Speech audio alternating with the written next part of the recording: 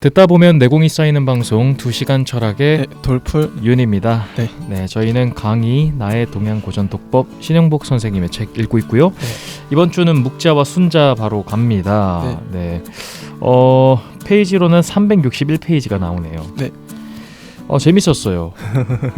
아니 우리가 유가나 도가는 익숙한데 지금부터 나오는 분들 뭐 묵자라든지 순자 이런 분들은 좀 낯설죠. 조금 그럴 수 있죠. 네. 네. 전 이 책을 통해서 묵자라는 분을 처음 알았어요. 저도 네. 한두 번 들어봤지 이렇게 자세히 안 건 처음인 것 같아요. 네. 맞아요. 네, 묵자라는 인물은 여기서 좀 이따 나오겠지만 굉장히 참신한 인물이에요. 그러니까 이 시대에 나올 수 있었을까 좀 생각이 좀 들기도 하고, 맞아요. 여기도 설명되어 있지만 최초의 약간 좌파 사상가다 이런 말이 나오는데, 네. 그리고 되게 민중적입니다. 맞아요. 이 묵자 사상을 보면서 느꼈던 거는 유가 사상을 왜 그 보통 귀족들을 위하였었던 그 관료주의라고 했었던 말이 이해가 되긴 하더라고요. 근데 이 역시 뭐 유가 사상이 나쁘다 이런 관점이 아니고 이런 거 모든 게 그 상대적인 값이 있지 않습니까? 대비값이라는 게 있잖아요. 그쵸. 근데 그거를 비교해 봤을 때 민중과 함께 하려고 하는 그 시스템이라는 것과 사상이라는 거는 이런 거일 수 있겠다. 약간 이런 생각이 좀 들어요.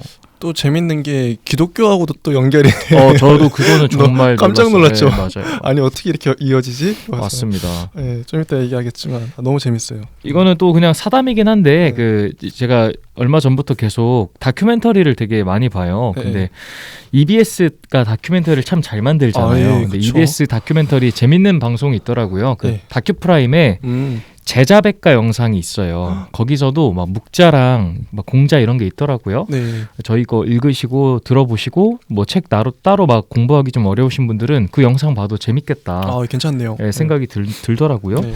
아무튼 저희가 최선 다해서 또 묵자가 어떤 인물인지 항상 하듯이 그냥 약간의 큐레이팅 정도로 좀 한번 전달 드려보도록 하겠습니다. 네. 가장 처음에 나온 그 임팩트 있는 문장은 저는 그거였거든요. 네. 그러니까 묵자라는 사상, 그러니까 묵가라는 거죠. 묵가. 이 묵가가 저희는 아까 말씀하셨던 것처럼 그렇게 유명하진 않잖아요. 그렇죠. 근데 이때 당시에는 그 가장 대표적인 사상이 두 가지였다. 유가와 묵가였다 이런 말을 해요. 이 두 학파가 주류 학파였대요. 너무 이게 재밌더라고요. 네. 네. 근데 저는 이제 이거 읽으면서 한 가지 드는 의문이, 그렇다면 당시에 유가가 대세였는데 그 이후에도 계속 역사적으로도 지금까지도 유가가 대세잖아요. 네. 중국 사상의 네. 대표적인. 네네. 근데 한편으로 묵가는 왜 당시에는 그렇게 대세였는데 그 갑자기 이제 꺾이면서 2000년 동안 사라졌었어요, 역사에. 지금 최근에 다시 복원된 건데 맞아요. 이 차이점은 도대체 어디서 발생하는 걸까? 이거를 우리가 또 이거 읽으면서 좀 포인트 중에 하나로 가져가도 괜찮을 것 같아요. 맞습니다.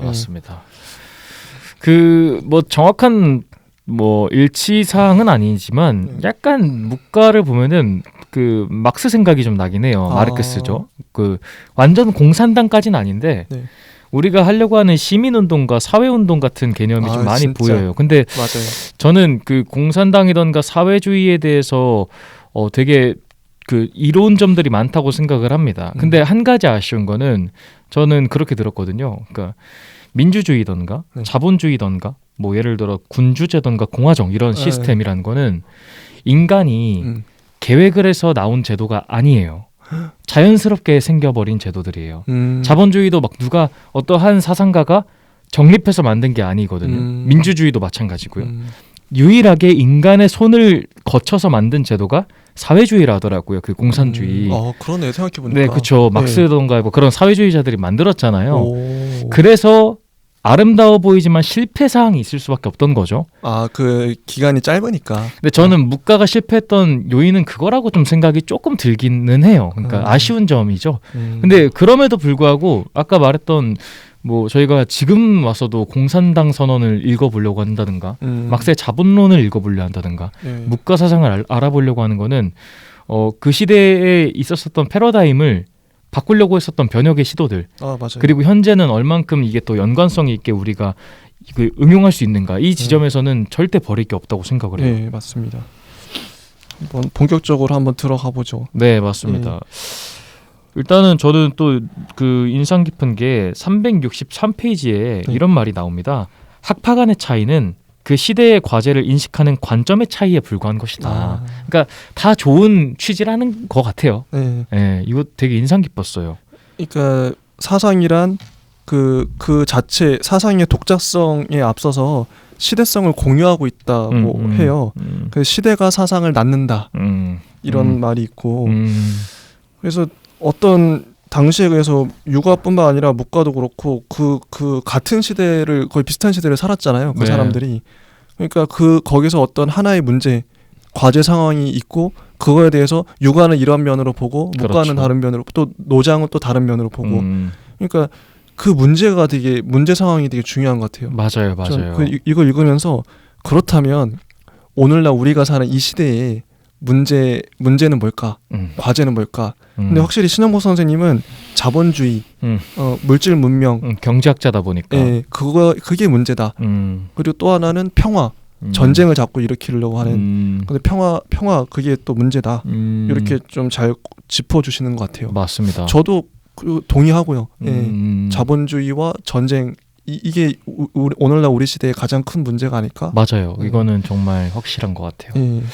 자본주의가 갖고 있는 가장 아쉬운 점 중에 하나가 그 소수의 그 기득권들이 살아남을 수 있고 그것을 바치기 위해서는 하층이 있어야 된다는 거잖아요. 근데 이거 제가 말하는 소수의 기득권이라는 거는 저희도 포함이 돼요. 그러니까 저는 국가를 지금 표현한 겁니다. 대한민국은 기득권 국가예요. 우리가 알고 있는 OECD의 그런 정말 상위 랭킹들은 다 저는 그렇죠. 기득권이라 보거든요. 예. 우리가 사실 뭐 140 몇 개국, 그러니까 140 몇 위짜리의 국가를 기억합니까? 그러진 않잖아요. 근데 그런 관점에서 봤을 때 문제점이 있으면 좀 지켜보는 건 맞다고 보고요. 신영복 선생님은 그런 관점을 가지고 있다고 봅니다. 그래서 저는 이제 신영복 선생님이 이렇게 문제 제기를 해주셨는데 우리가 나중에도 진짜 경제학이라든지 자본주의 자체에 대해서 지금 현재 우리의 이 상황에 대해서 잘 서술한 책들이 많이 있잖아요. 네, 맞아요. 그런 책들을 좀 찾아보는 것도 좋을 것 같아요. 필수적이라고 생각도 합니다. 지금 정말. 우리는 과거의 사상을 보니까 자꾸 이제 중국이라든지 아니면 서양의 그 역사 과거를 자꾸 돌아보게 될 수밖에 없는데 현재를 다룬 책을 한번 보고 싶다. 제가 현재 상황을 이제 최근까지는 뭐 신문을 통해서 봤지만 솔직히 자본주의의 폐해랄까 이런 게 좀 뭐 추상적으로만 알지 구체적으로 지금 세상이 어떻게 돌아가는지 잘 모르는 것도 많거든요. 맞아요. 네, 제대로 한번 공부해보고 싶긴 해요. 정말 공부를 근본적으로 해야 되는 항목인 것 같아요. 필요한 것 같아요. 맞아요. 이 시대에 대한 공부. 어쨌든 그 자본주의의 그러니까 자본이라는 거의 시작은 저는 결과적으로 분배라고 생각을 해요. 그러니까 그 분배라는 것은 자본이 생겼으니까 나눠야 되잖아요. 맞아요. 근데 이건 또 철학의 문제입니다. 어떻게 분배할 것인가. 또 복지 국가 이제 그런 얘기도 많이 나오고. 그렇죠. 네. 그래서 분배의 정의가 항상 껴 있죠. 그러니까, 근데 맞습니다. 그런 면에서 봤을 때 묵자의 분배의 정의는 또 되게 참신하긴 합니다. 오늘 계속 한번 들어보시면 좋을 것 같고요. 맞습니다. 간단한 소개만 하면은 묵자는 일단 기원전 479부터 381년의 사람이에요. 이때 당시면은 약간 소크라테스랑 비슷한 시기인 것 같네요. 그러니까요. 네, 그러네요. 그 묵자한테 인간적인 면모가 보이는, 그러니까 공자던가 유가 사상에 비해서 약간 더 인간적인 면모가 보이는 여러 가지 이유가 있다라고 보통 표현을 하는데 여기서 첫 번째로 설명하는 거는 하층민의 이미지가 있다라고 하는데요. 이 묵이라는 말이 우리나라 말로 먹이라고 합니다. 이 묵자의 묵은 죄인의 이마의 먹으로 자자하는 묵형을 의미한다. 그래서 묵가라는 것은 형벌을 받은 죄인들의 집단을 의미한다는 것이다. 그러니까 결론적으로 뭐 검은색 그 검정색을 표현한 거고 검은 노동복을 입고 전쟁을 반대하는 허례허식을 배격하는 그런 하층민과 공인들의 집단이 묵가라는 거죠. 맞습니다. 그 365쪽에는 그 묵적처럼 형벌을 받았다는 사실을 이름으로 삼아 공공연히 밝힌다는 것은 그 형벌이 부당하다는 것을 드러내고 또 형벌을 두려워하지 않는다는 것을 공언하는 거래요. 그러니까 오히려 이제 자랑한다는 건데 자기가 맞습니다. 벌을 받았다는 걸 반체제적 성격을 분명히 선언하는 것이다. 그러니까 당시의 그 사회에 자기가 이제 반항하는 거죠. 이거는 확실히 7, 80년대 우리나라랑 비슷한 것 같아요. 그때 당시에도 이 신영복 선생님도 감옥에 갔다 오셨지만 자기는 잘못한 게 없는데 억울하게 감옥에 갔다 오신 거거든요. 그거에 대해서 이제 반발하는 의미로. 저는 이분이 그래서 알면 알수록 좀 정이 가요.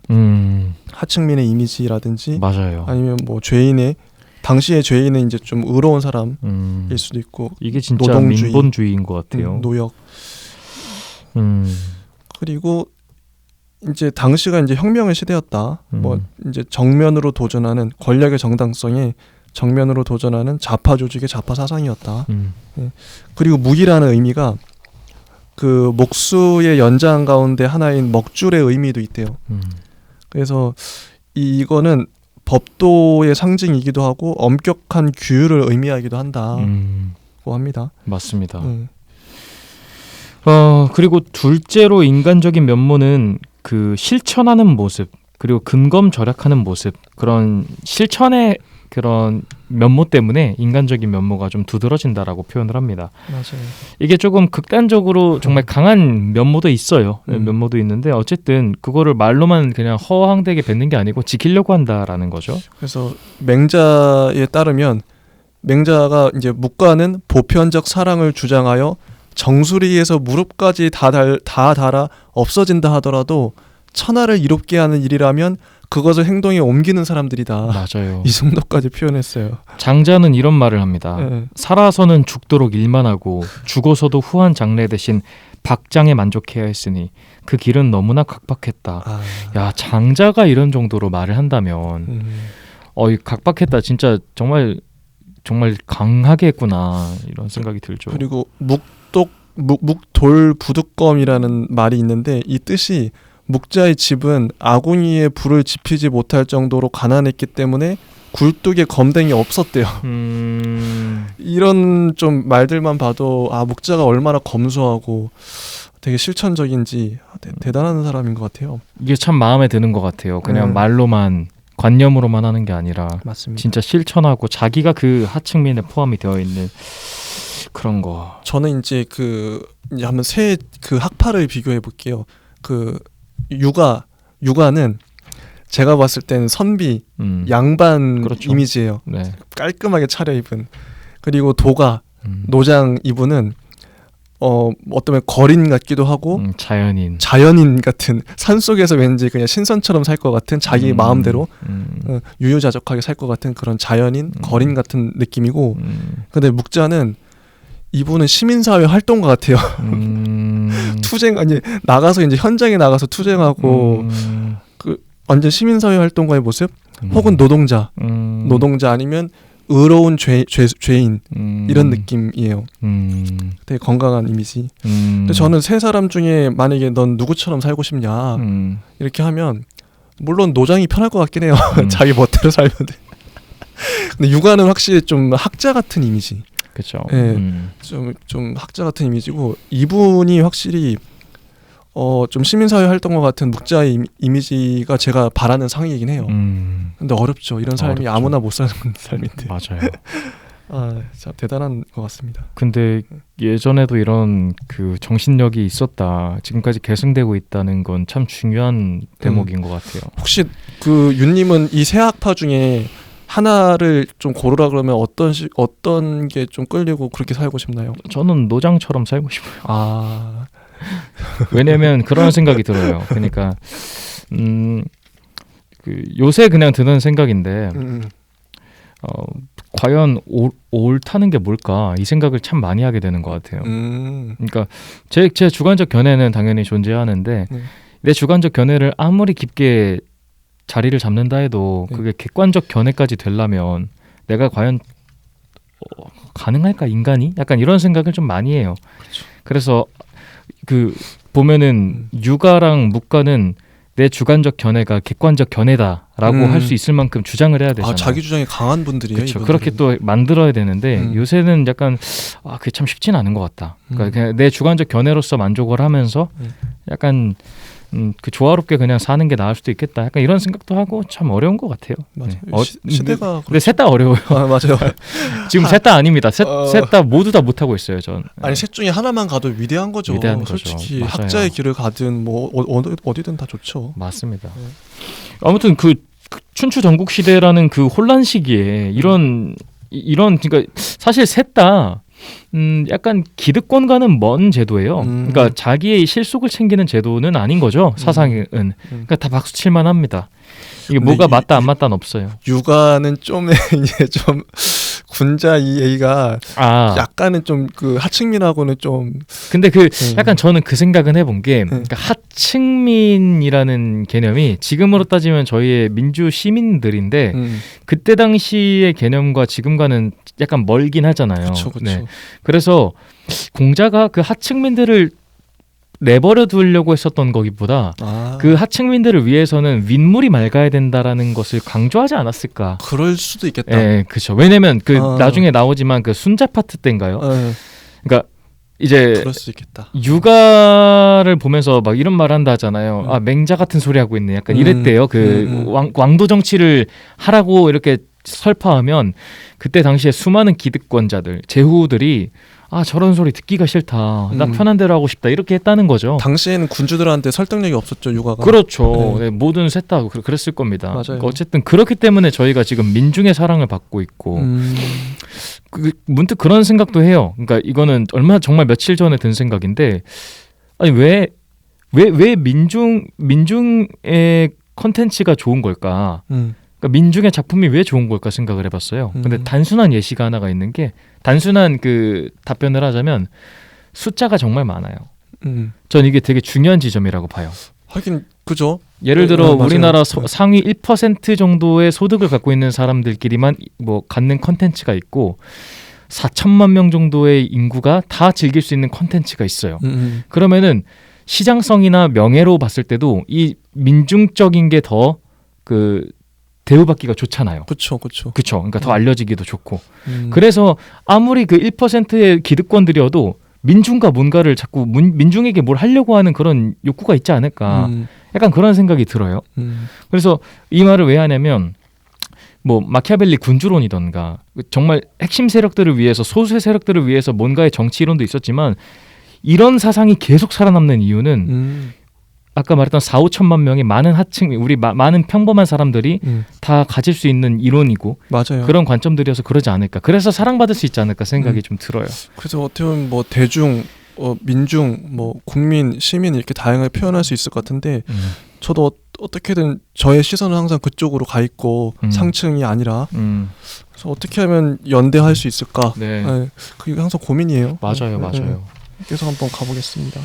일단 묵자는 여긴 369페이지에 나와 있는 걸 보면은 그 논리학과 자연과학과 그리고 묵자의 언행과 방어 전술 교본 등이 실려 있다고 해요. 되게 좋았어요. 전 이거 보고. 방어 전술 교본이 진짜 이분들한테 중요한 게 전쟁을 막아야 되니까. 네, 맞아요. 뒤에 이제 좀 되게 짠한 일화도 나오잖아요. 맞아요. 너무 감동적인데. 맞아요. 묵자는 또 그 반전 평화 평등 사상을 주장했대요. 반전이라는 게 이제 전쟁에 반대한다라는 거죠. 맞아. 원래는 71편이었는데 현재는 53편만 전해지고 묵자가 가장 난해한 것으로 알려진 까닭이 그 대쪽이 있는데 그게 망실돼가지고 오랫동안 정리되지 않은 상태로 남아 있었대요. 체계를 세워 읽을 수가 없었는데 최근에 와서야 이제 묵자가 새롭게 정리됐다. 맞습니다. 이런 이제 이야기가 나옵니다. 맞습니다. 안타까워 이게 그래서 묵자는 2000년의 그 공백 기간 그 좀 이게 전해지는 게 되게 중요하잖아요. 맞아요. 이 학문을 계속 이어가는 누군가가 있어야 되는데 묵자가 그런 부분에 좀 아쉽다. 좀. 그리고 저는 370페이지에 보면은 이 묵자의 그 기층 민중에 대한 고통에 주목을 하고 있는 글들이 있다. 그러니까 그런 관점이 있다. 백성들은 세 가지의 고통을 받고 있다. 줄인 자는 먹을 것이 없고 추운 자는 입을 것이 없고 일하는 자는 쉴 틈이 없다. 근데 이게 정말 현대에 관통을 하는 것 같아요. 특히 저는 일하는 자는 쉴 틈이 없다. 근데 이게 대한민국에서도 이런데 사실 아까 말했었던 저희보다 못 사는 국가에서는 얼마나 더 심하겠습니까? 근데 이러한 현실 인식에 근거해서 겸해 사상이라고 들어보셨을 겁니다. 겸해라는 보편적 박애주의와 교리 함께 이로운 것을 하는 상생 이론을 선언을 한다고 합니다. 근데 묵자는 아까 말했던 이런 것들을 사상 핵심으로 해서 반전 평화를 노리고자 했던 겁니다. 맞아요. 연대라는 실천적 방식도 추구하고 맞습니다. 그 한무제 때 그 동중서라는 사람의 권위로 유학이 국교가 되면서 묵가가 탄압됐대요. 이때가 거의 한 BC 기원전 한 170년 뭐 이 정도 되는 것 같은데 그때 당시 탄압돼가지고 해외로 망명했다. 대체로 기원전 100년경이다. 이렇게 나오네요. 맞습니다. 그리고 이제 사회 격동기가 끝나고 나서 그 토지 사유를 중심으로 하는 지주 관료의 중심이 신분 사회로 정착이 되면서 묵가는 자치를 감추게 되고요. 그렇게 소멸하게 됩니다. 이 집단이. 묵가는 평등주의 사상을 펼쳤기 때문에 근데 만약에 동양에서 묵가가 육아를 누르고 흥행했다면 평등한 세상이 그때부터 펼쳐졌을 거라고 만약에 상상을 해보면 어떨까요? 서양은 확실히 민주주의가 그리스 시대부터 발전했거든요. 네. 근데 그 영향이 뭐 그 이후에 뭐 왕도 있고 뭐 물론 있지만 네. 그 그리스의 영향이 쭉 오잖아요. 그래도 그래가지고 민주주의가 거기서 또 꼽히고. 근데 확실히 중국에는 묵가가 탄압되고 이게 없어졌다는 게 참 큰 아쉬움인 것 같아요. 지금 궁금하긴 하네요. 어떨지. 만약에 이때 왕도 없어지고 그랬다면 이때 민주주의가 중국에서 꼽혔다면 역사가 달라졌겠죠. 평등한 세상이. 네, 좀 궁금하긴 합니다. 이거에 대해서 코멘트는 많겠지만 일단은 넘어가 보도록 할게요.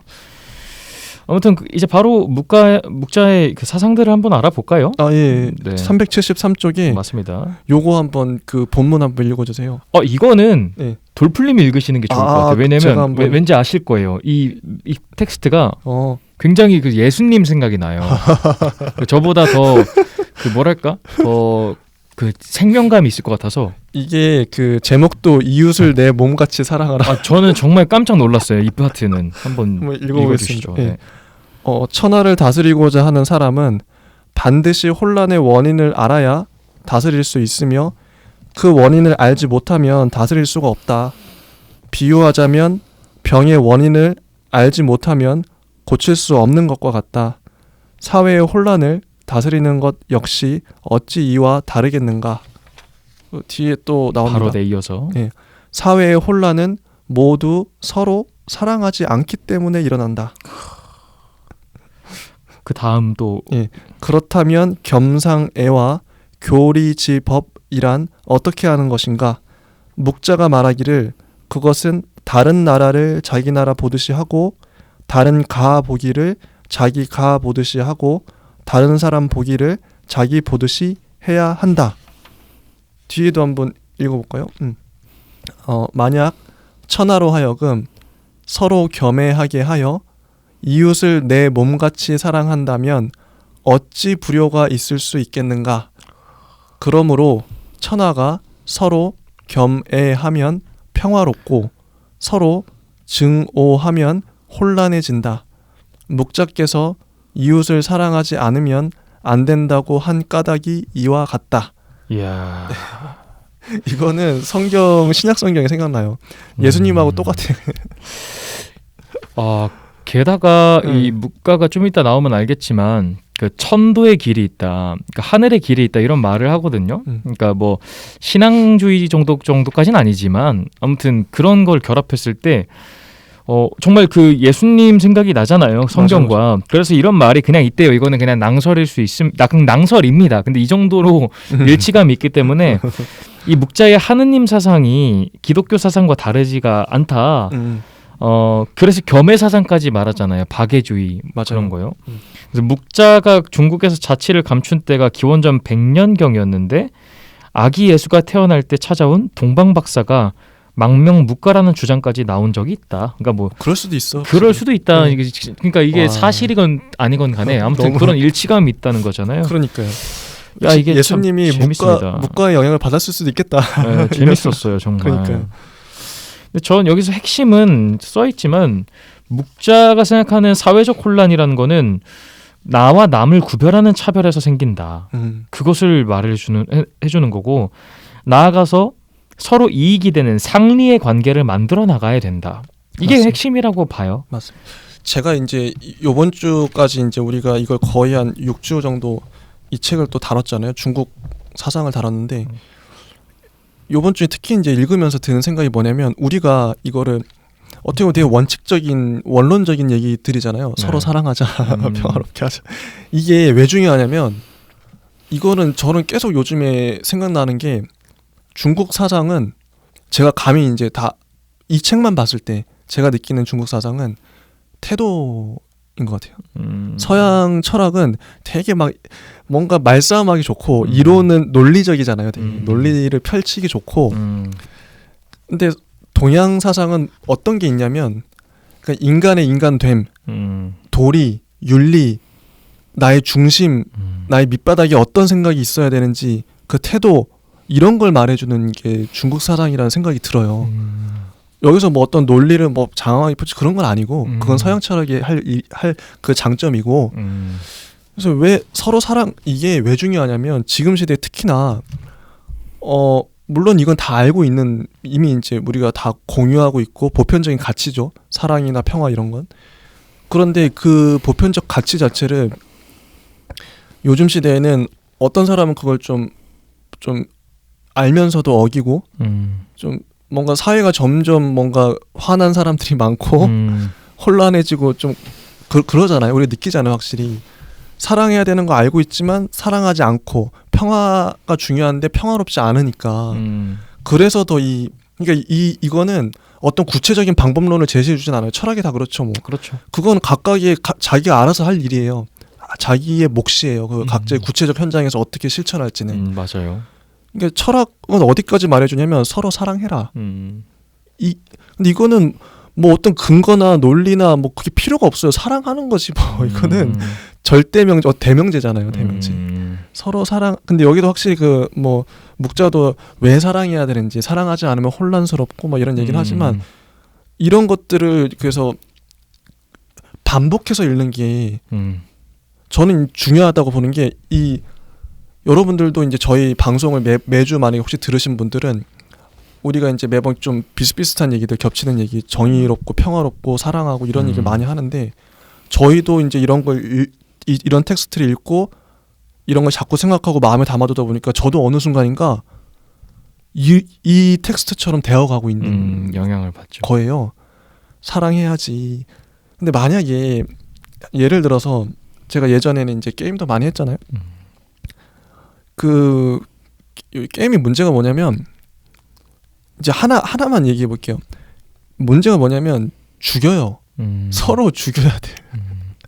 상대편을 죽여야 돼. 전쟁을 정당화하는 논리예요, 이거는. 게임을 자꾸 하다 보면 사람이 어떻게 되냐면 전쟁에 이 얘기를 뒤에 하려고 했는데 전쟁에 물들어요. 소염론 뒤에 나오죠. 이 얘기도 좀 이따 하겠지만 물들어요. 근데 내가 그러니까 예전에 제가 이제 스승이 자꾸 했던 말이 성경은 그냥 읽는 거다. 그냥 아무 생각 없이 그냥 읽는 거래요. 습관적으로. 읽다 보면 하나님 말씀이 내 안에 자리 잡는 거예요. 이게 중요하다는 거죠. 성경을 이해 못해도 돼, 당장은.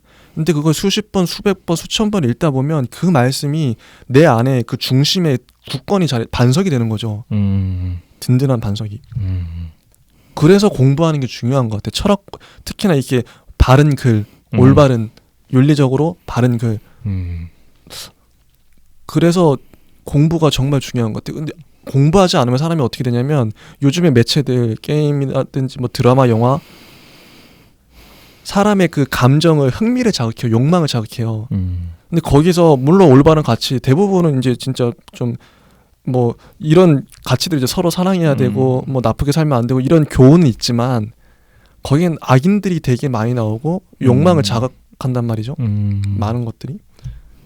사람이 흔들리고 가치관이 흔들려요.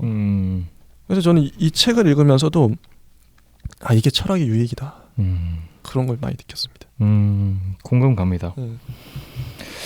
일단 어쨌든 계속 이런 철학자들은 화두를 던지는 거고 그 화두를 저희가 받아서 쓰는 거죠. 네, 그렇게 생각을 하면 좋을 것 같아요. 맞습니다. 정말 같은 의견입니다. 이게 진짜 우리 이미 알지만 다른 나라를 자기 나라 보듯이 하고 다른 가 보기를 자기가 보듯이 하고 다른 사람 보기를 자기 보듯이 해야 한다. 이 문장을 계속 반복해서 읽는 거야. 그러면 어떻게 해야 되지? 읽다 보면은 어느 순간에 이게 체화된다 그러죠. 내면화된다 그러죠. 이게 되게 중요하다고 봐요. 저는 요즘에도 그렇지만 항상 싸우고 있거든요. 제 안에는 천사도 있지만 악마도 있어요. 누구나 그렇겠죠. 사도 바울도 그런 얘기했어요. 자기 안에 로마서에 나오는 얘기인데 자기는 항상 죄랑 싸우고 있다는 거죠. 근데 어떨 때는 악이 이길 때도 있죠. 나의 욕망이. 그쵸. 근데 욕망을 자꾸 억누르고 욕망을 선한 욕망으로 서로 사랑하는 욕망으로 바꿔가는 거. 이게 진짜 사람은 그래서 끊임없이 배워야 된다는 거를 요번에도 이거 읽으면서 많이 깨달았어요. 바로 이런 것 같아요. 그 책을 읽으면서 그냥 그걸 텍스트로 외우는 게 아니라 맞아요. 자기한테 그런 사유할 수 있는 지점을 만드는 게 맞다고 생각을 합니다. 똑같은 생각을 하더라도 어떻게 하면 서로 사랑하게 되고 평화롭게 되지? 어떻게 하면 증오하지 않을까? 혼란해지지 않을까? 이런 걸 계속 묵상을 하는 거예요. 묵상을. 그게 저희한테도 유익이고 아마 들으시는 분들한테도 유익일 거예요. 내가 주로 어떤 생각을 하며 사는가. 그게 되게 중요한 것 같습니다. 맞습니다. 다음 파트로 넘어가 볼게요. 예. 이제 377페이지입니다. 물의 얼굴을 비추지 마라. 이제 반전 평화론에 대한 건데 네. 여기서 핵심 지문만 잠깐 읽어보겠습니다. 요거 재밌어요. 네. 지금 여기 한 사람이 남의 과수원에 들어가 복숭아를 훔쳤다고 하자. 사람들은 그를 비난할 것이고 위정자는 그를 잡아 벌할 것이다. 왜? 남을 해치고 자기를 이롭게 했기 때문이다. 남의 개, 돼지, 닭을 훔친 사람은 그 불의함이 복숭아를 훔친 사람보다 더 심하다. 왜? 남을 해친 정도가 더 심하기 때문이다. 남을 더욱 많이 해치면 그 불인도 그만큼 심하게 되고 죄도 더 무거워지는 것이다. 남의 마구간에 들어가 말이나 소를 훔친 자는 그 불의함이 개, 돼지나 닭을 훔친 자보다 더욱 심하다. 남을 해친 정도가 더욱 심하기 때문이다. 남을 해치는 정도가 크면 클수록 불인도 그만큼 심하게 되고 죄도 무거워지는 것이다. 무고한 사람을 죽이고 옷을 뺏거나 창이나 칼을 빼앗는 자는 그 불의함이 말이나 소를 훔친 자보다 더 심하다. 이러한 것에 대해서는 천하의 군자들이 모두 그것의 옳지 못함을 알고 그것을 비난하고 그것을 불의라고 부른다. 사람을 죽이는 것은 복숭아를 훔치는 것보다 더 죄가 무겁다.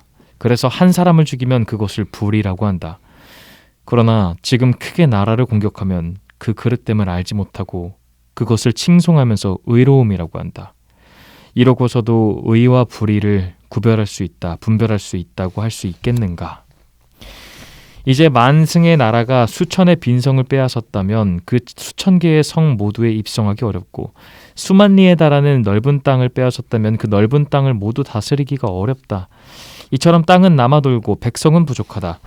이제 백성들의 생명을 바치고 모든 사람들을 도탄에 빠뜨리면서 하는 일이 고작 빈성을 뺏는 것이라면 이것이야말로 부족한 것을 버리고 남아도는 것을 소중하게 여기는 것이다. 정치가 이러한 것이라면 그것은 국가가 할 일이 아닌 것이다. 전쟁은 수년, 빨라야 수개월에 걸린다. 임금은 나란 일을 돌볼 수 없고 관리는 자기 소임을 다할 수 없다. 겨울과 여름에는 군사를 일으킬 수 없고 꼭 농사철인 봄과 가을에 전쟁을 벌인다. 농부들은 씨 뿌리고 거둘 겨를도 없게 된다. 이렇게 되면 국가는 백성을 잃고 백성은 할 일을 잃는 것이다. 화살, 깃발, 장막, 수레, 창칼이 부서지고 소와 말이 죽으며 진격시와 태각시에 수많은 사상자를 내게 된다. 죽은 귀신들은 가족까지 잃게 되고 죽어서도 제사를 받을 수 없어 원기가 되어 온 산천을 떠돈다. 전쟁에 드는 비용을 치국에 사용한다면 그 공은 몇 배가 될 것이다. 그래서 묵자께서 말씀하시기를 옛말에 이르기를 군자는 물을 거울로 삼지 않고 사람을 거울로 삼는다고 했다. 물을 거울로 삼으면 얼굴을 볼 수 있을 뿐이지만 사람을 거울로 삼으면 기륭을 알 수 있는 것이다.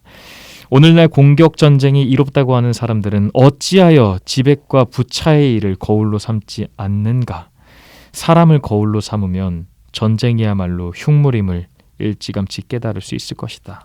명문입니다, 진짜. 여기서 뭐 다른 코멘트가 필요 없는 것 같아요. 읽으면 누구나 이해할 수 있는 네, 맞아요. 근데 되게 논리적이에요. 논리적이에요. 이 부분은 정말 논리적인 것 같아요. 진짜. 여기는 정말 뭐 따로 저희가 코멘트할 필요 없이 정말 묵자 말 그대로 그냥 흐름대로 들어보면 되는 것 같아요. 확실히 근데 이 시대를 지배하고 있는 관념 체계 중에 하나가 전쟁이 이롭다는 거, 필요한 전쟁이 있다는 거. 특히 이거 보면서 저는 미국 생각이 났어요. 전쟁을 자꾸 일으키고 다니는데 아 이게 미치겠네. 저는 요즘에 뭐가 제일 좀 불안하냐면 네. 바로 383쪽에 이어지는데 네, 바로 이어서 가보죠. 여기에 나오거든요. 그 어떤 거냐면 요거 바로 읽어볼게요. 네. 자본주의의 발전 과정이 곧 제나라와 진나라가 추구했던 부국 강병의 과정을 반복한 것이 사실이다. 전쟁으로 인한 엄청난 파괴와 처참한 죽음이 역설적으로 자본주의를 살리는 자본 축적의 돌파구가 되어 왔다는 것을 부인할 수 없습니다. 1929년에 세계 공황으로부터 탈출할 수 있었던 것은 케인스의 처방 때문이 아니라 2차 대전이라는 전시 경제 덕분이었다는 것이지요. 2차 대전의 엄청난 파괴가 최대의 은인이었다는 것이 학계의 통설입니다. 마치 소비가 미덕이듯이 전쟁이 미덕이 되고 있는 것이 자본주의 체제입니다. 자본주의 발전 과정은 제국주의적 팽창 과정이었으며 자본주의의 체제의 모순을 해소하는 방식이 냉전이든 열전이든 항상 전쟁에 의존해왔다는 사실을 부정할 수 없습니다.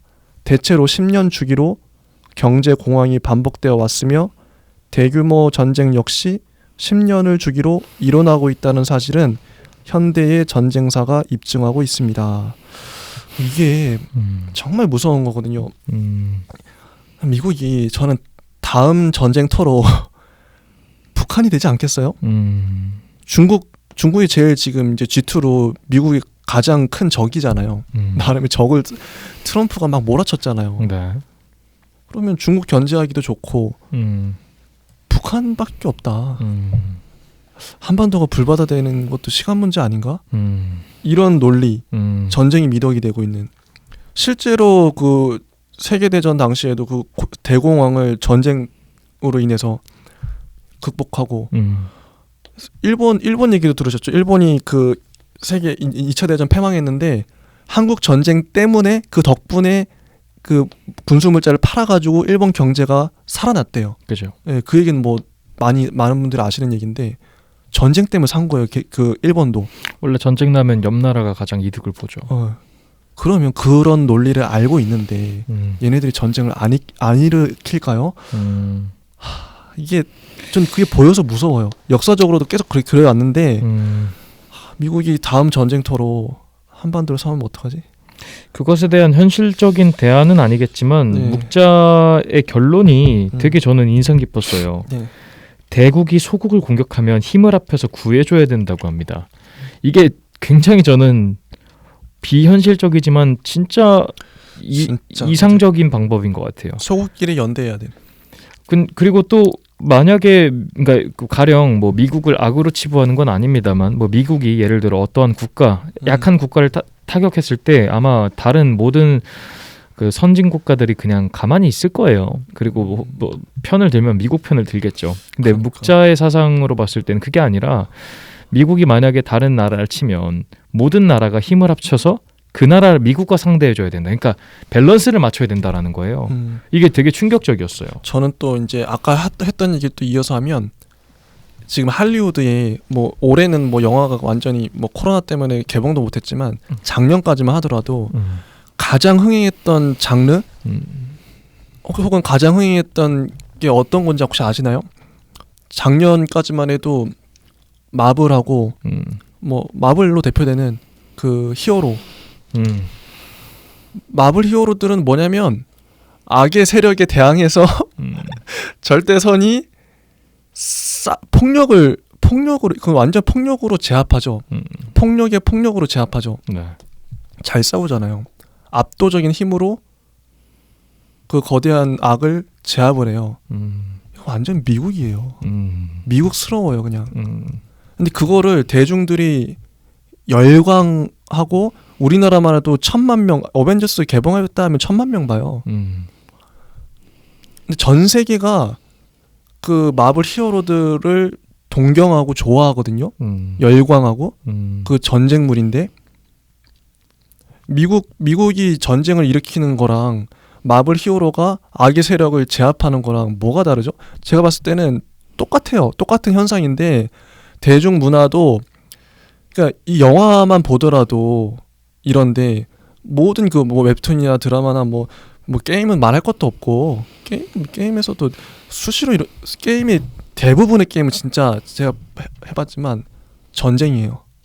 전쟁에서 우리 아군이 이겨야 돼요. 그러니까 지금 현대인들은 뭐냐면 전쟁 이 문화 자체에 물들어 있어요. 완전히 물들어가지고 전쟁이 뭐 그래서 미국이 이거는 와 이 거대한 이 뭐랄까 이데올로기 전쟁 이데올로기 전쟁 이데올로기라고 하면 되겠네요. 이거 어떡하지? 여기에 물들어 있는데 전쟁이 일어나도 이상하지 않은 거예요. 악은 당연히 폭력엔 폭력으로 맞서야 돼. 이런 논리가 당연한 세상이 돼버렸단 말이죠. 섬뜩하지 않나요? 이 생각하면 할수록 어떡하죠 이 상황을? 전 윤님 붙잡고 막 묻고 싶은 거예요. 어떡하죠? 답이 없지만 맞잖아요 제 말이. 누구도 부인할 수 없을 거야 아마. 전쟁 이데올로기가 가득 찬 세상. 어떡하죠? 전쟁 일어나면 어떡하죠?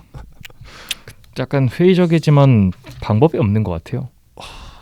정말 그래서 오늘날 필요한 건 묵과의 평화, 그 서로 사랑하자, 겸해 이게 정말 필요하거든요. 반전, 평화. 그래서 그 이런 주장도 있어요. 그 한반도를 그 스위스처럼 영세 중립국으로 만들자. 우리 남한을 우리가 뭐 어느 편도 지금 뭐 중국 편 들기도 어렵고 미국 편 들기도 어렵고 샌드위치처럼 껴가지고 차라리 영세 중립국을 만들자. 반전 평화를 외치자. 그런 움직임도 있거든요. 시민사회 단체에서는.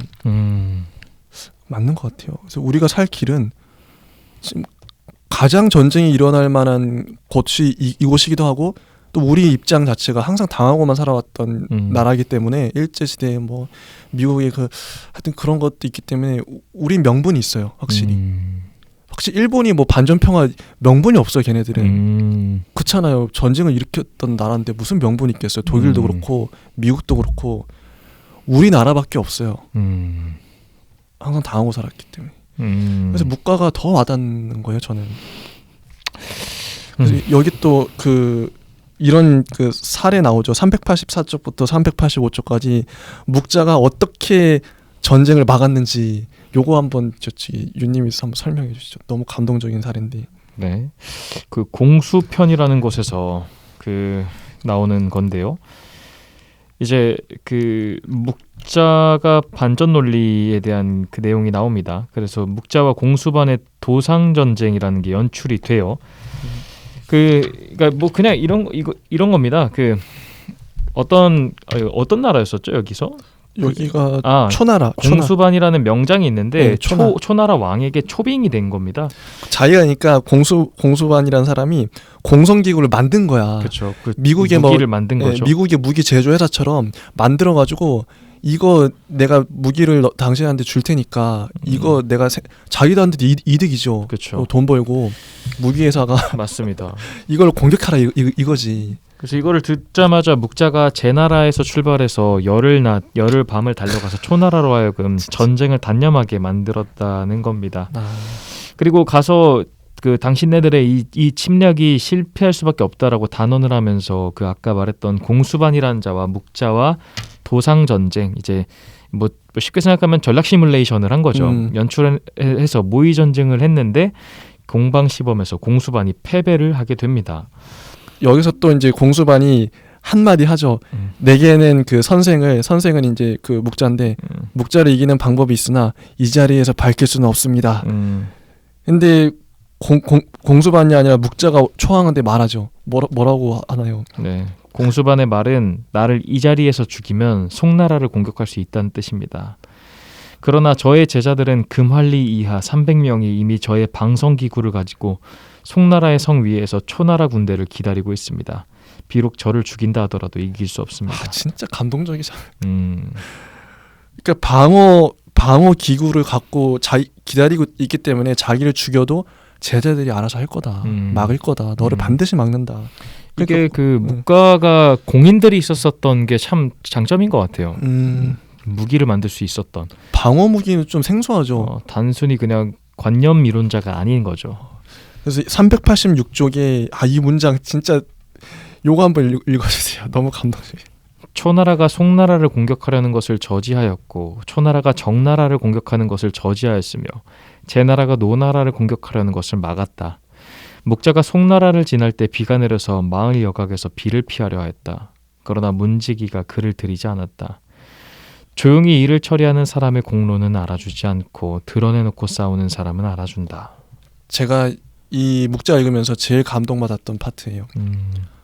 그러니까 실제 행동이 나오잖아요. 그 열흘밤 열흘낮을 달려가서 막았던 초나라가 송나라를 공격하려는 것을 저지하였고 뭐 이게 실제로 막았다는 거잖아요. 그렇죠. 정말 대단한 사람이다. 전쟁을 막네. 또 그 방어 기구를 활용해서. 그런데 문지기가 몰라주고 얼마나 좀 뭔가 좀 짠하지 않나요? 씁쓸하죠. 네, 씁쓸하고 여기 아래도 또 이런 문장이 나와요. 해요. 미리 아궁이를 고치고 굴뚝을 세워 화재를 예방한 사람의 공로는 알아주지 않고 수염을 그을리고 업섭을 태우면서 요란하게 불을 끈 사람은 그 공을 칭찬하는 것이 세상의 인심이다. 정말 와닿는 부분이더라고요. 맞습니다. 참 씁쓸해요. 무섭고. 이런 분들이 많겠죠. 역사적으로 뭐 전쟁을 막거나 근데 알려지지 않았을 뿐이지. 많을 것 같습니다. 한번 넘어가 볼까요? 네. 그다음에 이거 실이 물드는 것을 보고 슬퍼하다. 이것도 이거 한번 이거 읽어 주시죠. 388쪽에 묵자가 실이 물드는 것을 보고 탄식하여 말했다. 파란 물감에 물들이면 파랗게 되고 노란 물감에 물들이면 노랗게 된다.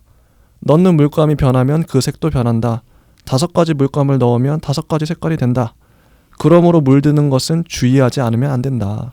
비단 실만 물드는 것이 아니라 나라도 물드는 것이다.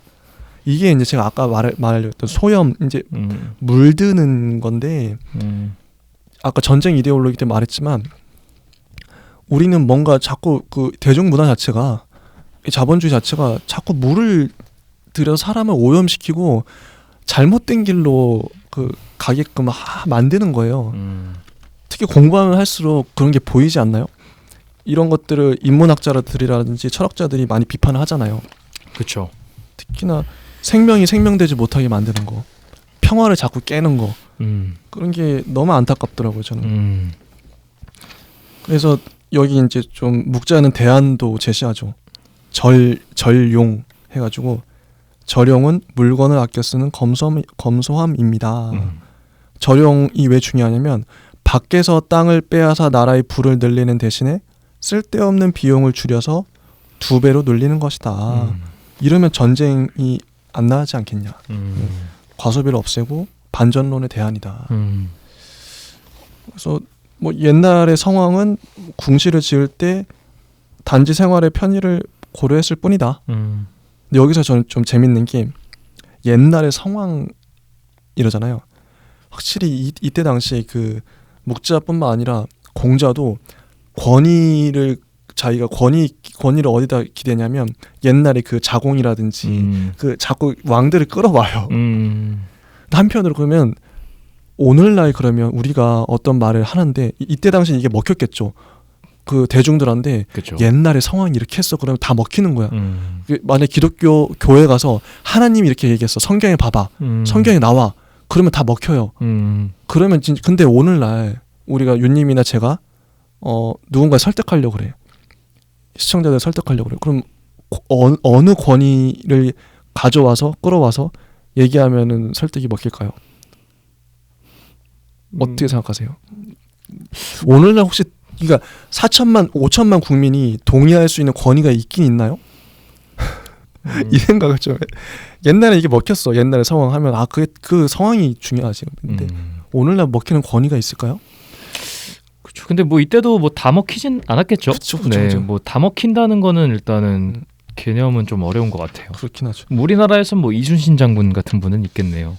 아니면 뭐 세종대왕이 뭐 세종대왕이던가. 근데 확실히 저는 어때서냐면 오늘날은 권위가 실종된 사회다. 다들 그냥 개인주의가 돼가지고 절대적인 권위는 없어진 것 같아요. 하나님을 끌어와도 안 돼. 하나님 안 믿는 사람이 너무 많아. 법은 있겠다. 헌법에 이렇게 나와. 제가 오늘 그 팟캐스트 듣는데 뭐 좀 2016년에 녹음된 거긴 하지만 김재동 씨가 나와요. 그때 당시 이제 한참 촛불 집회하면서 김재동 씨가 광화문에서 아직 그 연설 아시죠? 알죠. 어떤 권위를 갖고 얘기하냐면 제가 아마 여러 번 얘기했을 거예요. 김재동 그 씨가 헌법을 1조, 2조 그걸 다 외워서 얘기하면서 박근혜 씨는 헌법 1조 위반 뭐 이런 식으로 얘기를 해요. 솔직히 수십만 명이 당시에 그 광화문에 모였어요. 촛불 집회한다고. 탄핵하자. 그럼 거기서 어떤 권위를 가져올 수 있었을까요? 저는 상상을 해보거든요. 가끔씩. 내가 만약 그 위치에 김재동의 위치에 있었다면 어떤 말을 할 수 있었을까? 근데 아무리 생각해봐도 헌법보다 더 탁월하게 얘기할 수 있는 방법 없는 것 같아요. 그렇죠. 헌법을 무시하거나 뭐 부정할 수 있는 사람은 우리나라 국민이라면 적어도 없잖아요. 정말 탁월한 논리다. 법치주의 국가니까. 그렇죠. 네. 그래서 저는 김재동 씨 보고 깜짝 전 두고두고 곱씹고 있거든요. 오늘날 이거 저는 그래서 실제 우리가 만약에 적용한다면 우리가 어떤 논지를 편다면 법을 끌어와서 얘기는 할 수 있겠다. 그래서 헌법을 공부하고 싶어요. 우리 나중에도 헌법 관련된 그 좀 헌법을 설명해 놓은 책이 있어요. 그걸 같이 한번 읽고 얘기하면 좋을 것 같습니다. 네. 절용이 그런 사람의 욕망을 좀 덜 자극하게 하는 서로 덜 싸우게 하는 거죠. 맞습니다. 네, 이런 거를 알아야 된다라는 겁니다. 우리가 물들 수도 있고요. 몇 마디 이제 읽어보면 자본주의 체제하의 생산과 소비 수준은 한마디로 사람들의 삶을 기준으로 하여 그 규모가 결정되는 게 아니래요. 사람들의 필요에 의해서도 결정되는 게 아니고 자본 축적 논리에 의해서 결정된다. 자본 축적한다 이게 계속 이런 말이 반복해서 나오잖아요. 자본 축적 논리 이런 게 기업 말 그대로 쉽게 말해서 애플이나 삼성이 돈을 더 많이 벌려고. 근데 그게 돈을 더 많이 벌려고 아이폰을 만들고 뭐 갤럭시를 만들고 하는데 그게 사람들이 꼭 필요해서 만드는 게 아니잖아요. 자기 물건을 막 어쨌든 막 찍어내고 그쵸. 기존에 있던 핸드폰 버리고 막. 그러니까 문제라는 거죠. 근데 이게 근데 확실히 읽을수록 자본주의 사회의 문제점 알겠어. 기업들이 문제라는 것도 알겠고 국가도 막 그 문제는 거 알겠는데 이거를 근데 막상 해법을 제시하기가 맞아요. 너무 어려워요. 만약에 우리가 삼성한테 당장 가서 갤럭시 그 폰을 조금만 만들어 이렇게 그게 먹히겠어요. 자원을 그렇게 낭비하면 안 돼요. 이게 말이 웃기잖아요. 그렇죠. 어떻게 이게 그 해법이 생각하려니까 너무 막연하고 뭐 할 말이 없어. 어떻게 하지? 아까 제가 전쟁 이데올로기 할 때도 어떡하지 자꾸 했잖아요. 그럼 삼성하고 애플한테 우리가 무슨 말을 할 수 있겠어요? 기업들한테. 걔네들도 이제 먹고 살려고 하는 거겠지만 어떻게 답이 안 나오죠. 답이 안 나오죠. 자본 축적 논리가 문제인 거 알겠어. 그래 알겠어. 충분히 알겠어. 반복해서 들어가지고. 근데 어떻게 극복하지 그걸? 이게 그러니까 이때부터 좀 절망적이고 막연해지는 거예요. 사람이 읽으면서도 내가 너무 무력해지는 거야. 문제인 거 알겠는데 당장에 삼성도 먹고 살아야 되는데 모르겠어요. 솔직히 잘. 우리가 공부를 더 해야 되나 싶기도 하고.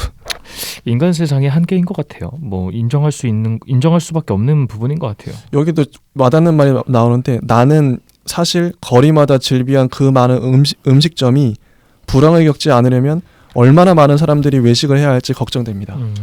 저도 이런 거 항상 생각하거든요. 코로나 때문에 완전 망한 데가 많잖아요. 그렇죠. 얼마나 카페가 근데 그것도 자기들이 뭐 그 자영업자 하시는 상점 주인분들은 먹고 살려고 하는 건데 오죽했으면 그렇게 열었겠어요. 근데 코로나 때문에 더 안 되는 거 장사가. 그렇죠.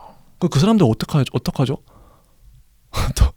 이게 공부할수록 알면 알수록 미치겠는 거예요. 그래서 답이 안 나와. 답이 우리 수준에선 어쨌든 그런 문제가 있다는 거. 맞습니다. 3표 얘기도 한번 해보죠. 392쪽이 네. 이것도 한번 읽어주세요. 무엇을 3표로 하는가? 본원용이 그것이다. 어디에다 본할 것인가? 위로 옛 성왕의 일에 뿌리를 두어야 한다. 어디에다 원할 것인가? 아래로 백성들의 이목을 살펴야 한다. 어디에다 용할 것인가? 나라의 법과 행정이 시행되어 그것이 국가, 백성, 인민의 이익에 합치하는가를 검토하는 것이다. 이 세 가지를 소위 판단의 기준, 세 가지의 표준이라고 한다. 이게 3표인 거죠. 3표가 해서 역사적 경험, 현실성, 민주성이래요. 근데 이거는 여기는 표준이라고 하는데 기준이거든요. 자기가 어떤 판단을 할 때 이런 기준으로 판단하면 된다. 근데 저는 이거를 예전 대학생 때부터 이 생각을 했어요. 이런 틀로. 그러니까 뭐냐면 내가 어떤 판단을 하기 위해선 기준이 있어야 될 거 아니에요. 그 기준을 잡는 작업이 먼저 돼야 어떤 것도 판단을 할 수 있겠더라고요. 그렇죠. 그죠? 근데 기준 없이 막 하면 사람이 이랬다 저랬다가 줏대가 없는 사람이 돼버리는 거예요. 근데 기준은 중요한 것 같아요. 맞아요. 어떤 철학이든 간에 나는 이걸로 판단하겠다. 이런 거죠. 확실히 근데 그 묵자는 기층 민중의 이익을 항상 중심에 두고 판단했다. 그렇죠. 그런 어쨌든 묵자 사상의 근본은 사람과 사람 관계를 인간적인 것으로 만들어가는, 맞습니다. 따라서 여기서 계속 중요하게 생각하는 관계론적인 입장인 거죠. 이와 반대되는 게 존재론적 논리. 우리가 이제 조만간 이제 근대 철학도 배울 텐데 존재론적 논리가 계속 나를 강화하는 이런 논리. 그게 아니라 공동체주의. 그래서 오늘날 그래서 우리 해법은 내가 아니라 공동체로 살아가는 거. 이게 진짜 중요한 것 같아요. 그래서 그리고 묵자의 천지론, 천지론 이런 것도, 하늘의 뜻 이런 것도 나오고. 그렇죠. 묵자는 하늘 위의 모든 존재, 뭐 부모학자 군주는 법이 될 수 없다고 합니다. 이렇게 얘기하고 천지가 표준이 되어야 한다. 396쪽의 이 일화도 좀 짚고 넘어가고 싶긴 한데 윤님도 혹시 할 말 있으면 중간에 해주세요. 네네. 제가 너무 주로 얘기하는. 아니요. 제가 근데 요거를 확실히 꽂혀가지고 할 말이 많아요. 지금 쌓인 게 많아 막. 근데 묵자가 묵자 이런 기록이 있대. 여시춘추에 기원전 381년 양송군의 부탁을 받고 초나라의 공격에 대항했으나 패하였다. 거자 맹승 이하 183명이 성 위에 누워 자살했대요. 왜 자살했어? 집단 자살했다. 이게 왜냐면 이제 맹승이 이제 논리가 있는데 맹승하고 그 성주하고 친했나 봐요. 근데 결국에 이제 좀 어떤 초나라의 공격을 받고 질 것 같으니까 자살하자 이렇게 된 건데 이제 맹승이 이런 얘기합니다. 양성군과 나는 스승과 제자이기 이전에 벗이었고 벗이기 이전에 신하였다. 우리가 죽기를 마다한다면 앞으로 세상 사람들이 엄격한 스승을 구할 때 묵자학파는 반드시 제외될 것이며 좋은 벗을 구할 때도 묵자학파는 제외될 것이며 좋은 신하를 구할 때도 반드시 묵자학파가 제외될 것이다. 우리가 죽음을 택하는 것은 묵자학파의 대의를 실천하고 그 업을 개성하기 위한 것이다. 대단하지 않나요? 이 사람들은 목숨마저도, 근데 이게 맞는 말이니까 논리적으로. 근데 183명이 집단 자살. 이 의지와 실천성, 결단, 결연한 태도 대단하다. 진짜 실천의 힘을 제대로 보여주고 있는 것 같아요. 정말 대단한 것 같아요. 저였으면은 도망가거나 죽진 않았을지도 몰라. 근데 이런 결단, 이런 과감함 때문에 묵자의 맥락이 좀 뭐랄까 그 끊긴 것도 있는 것 같아. 183명이 죽었으니 묵자의 뜻은 누가 전해? 다 죽어버렸는데. 너무 비타협적인 면도 있어요. 네, 그러니까요. 그런 것도 있고. 맹자도 묵가를 이런 점에서 또 비판한다고 합니다. 맞습니다. 고결한 가치는 엄격성과 비타협성.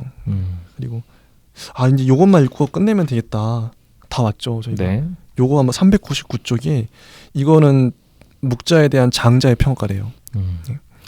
실천 행위는 과도하였으며 절제는 지나치게 엄정하였다. 비약과 절용을 저술하였다. 사람이 태어나도 찬가를 부르지 않으며 죽어도 상복을 입지 않았다. 묵자는 만인의 사랑과 만인들 간의 이익을 말하고 서로의 투쟁을 반대했으니 그는 실로 분노하지 말 것을 설파한 것이다. 노래하고 싶을 때 노래하지 말고 울고 싶을 때 울지 말고 즐거울 때 즐거워하지 말아야 한다면 이런 묵가의 절제는 과연 인간의 본성과 맞는 것인가?